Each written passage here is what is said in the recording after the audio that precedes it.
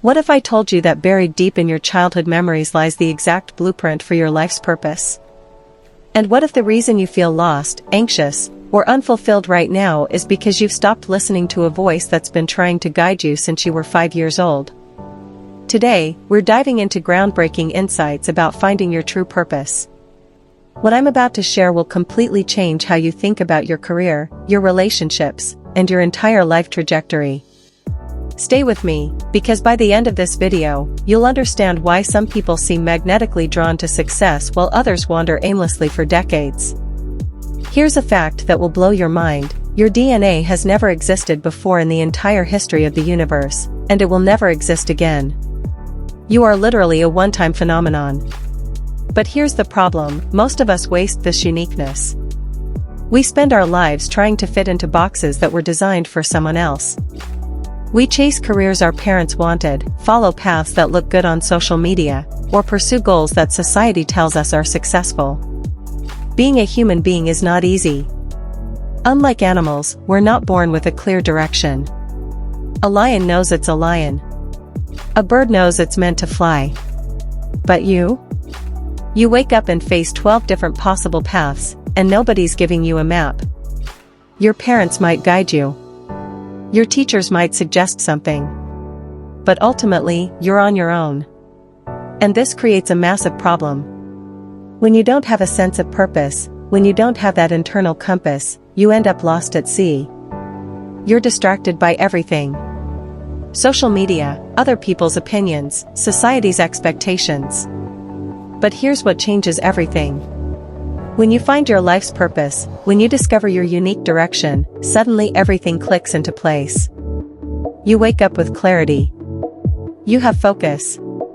People try to distract you with boring, irritating things, and you can just cut them out. It's like having internal radar that guides every decision you make. And I want to be honest with you. Finding this isn't easy. There's no 3-minute formula. But there is a process. And that process starts with understanding something crucial about your childhood. According to psychologist Abraham Maslow, when you're young, around 4 or 5 years old, you have what he called impulse voices. These are pure, unfiltered signals about what you love and what you hate. You weren't thinking about money, status, or what others thought. You were just drawn to certain things. You were very tuned into who you are, what you like, and what you don't like. And these voices kind of direct you in certain ways. Psychologist Gardner identified 5 distinct types of intelligence. Linguistic intelligence, which is about words and language. Abstract intelligence, dealing with patterns and mathematics. Kinesthetic intelligence, connected to body and movement. Social intelligence, understanding people and emotions. And spatial intelligence, related to visual and design thinking. Your brain naturally veers toward 1 or 2 of these. It's like a grain running through wood. You want to work with that grain, not against it. This is where your power will lie. Think about it. Einstein was mesmerized by a compass at age 4. The idea that there are invisible forces out there in the cosmos moving this needle obsessed him with the idea of invisible forces. Steve Jobs, when he was 7 or 8, passed by a store with technological devices in the window and he was just hypnotized by the design of those devices. Tiger Woods saw his father hitting golf balls in the garage and he was screaming with joy. He had to do that. What captivated you as a child? What were you obsessed with? But something happens as we grow up. Those clear signals get buried under layers of noise. When you're 7, you're getting older and you start not hearing that voice anymore. You're hearing the voice of your teachers telling you you're not good at this field, you need to get better at math, you shouldn't be interested in these sports, you should be going this direction. Your parents are starting to tell you this is the career they want for you or the direction they want you to go in. You start hearing that more than your own voice. And as you get older it gets worse and worse. When you're a teenager, it's all about what other people are doing, your peers, what's cool, what's not cool. All of these noises enter your brain and you can't hear that voice anymore. You don't know who you are. So you go to college, you kind of maybe choose a major that seems practical that your parents want you to go into. Maybe you kind of wander around, you're not sure. And then you enter the work world without that inner radar, and you're lost. Where should I go? Well, I need to make money. And so you make a choice based on the need to make a lot of money, and I understand that need. We all need to make a living, but that can set you off on a very bad path because you're not connected emotionally. Here's where neuroscience comes in. When you're emotionally engaged with something, when you love it, your brain learns 2 to 4 times faster than when you're just going through the motions. Let me give you a real example. I studied French in university for 4 years. 4 years of classes, homework, exams. Then I went to Paris, and I couldn't speak a word. It was completely useless. I was totally confused. But then something changed. I was in Paris and I loved it and I wanted to live there. I had a girlfriend and I needed to speak French to her. And I can tell you, in 1 month I learned more than those 4 years of university combined. Why? Because I wanted to. Because I was engaged. My emotions were there.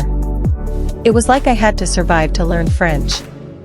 Most of us, we don't have a real need to learn a subject.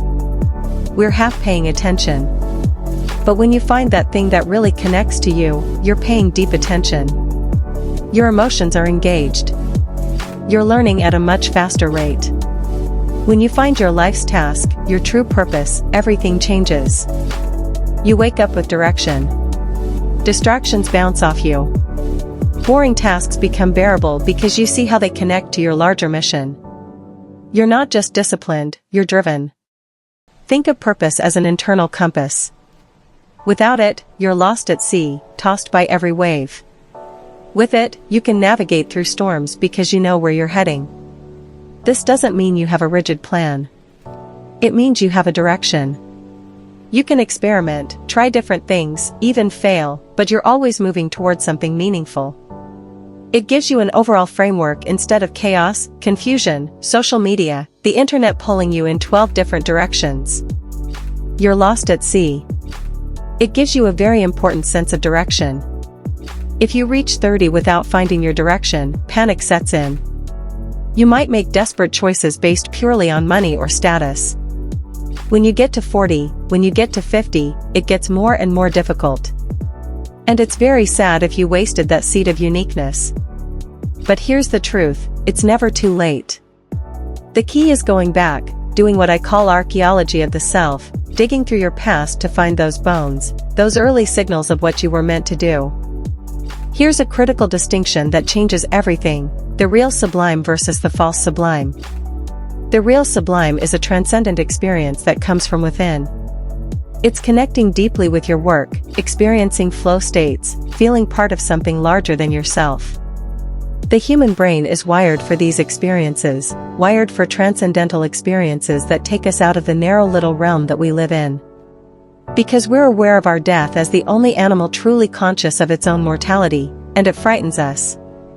The idea that we can see something larger than just the banal parts of our life is a doorway that allows us to transcend the moment, to feel connected to something larger, to feel connected to some power in the cosmos, to evolution itself. The false sublime is external. Drugs, alcohol, shopping addiction, online rage, joining causes just to vent aggression. It gives you a sense, it calms you down and makes you feel like there's something else going on in life besides your job that you're sick of, but it's not real. It's not lasting. It's false. It's an illusion. It's not based on anything real. It's not connecting to that deep part of human nature that's wired for these experiences. So what happens is you have to have more and more and more of it. You need more of the drug, you need more of the alcohol, you need more of the sex, you need more of the porn. It's never going to satisfy you. But the real sublime? You don't have that feeling. It's transformative. Once you feel it, it lasts for you for the rest of your life. It's what Maslow called a peak experience. Now let's talk about something uncomfortable, vulnerability and power. Most people think being invulnerable, building walls, never letting anyone influence them, is strength. But it's actually a form of weakness. Let me reframe power for you. Power isn't about dominating others. It's about having control over your environment and your circumstances. The feeling that we have no control over our environment, in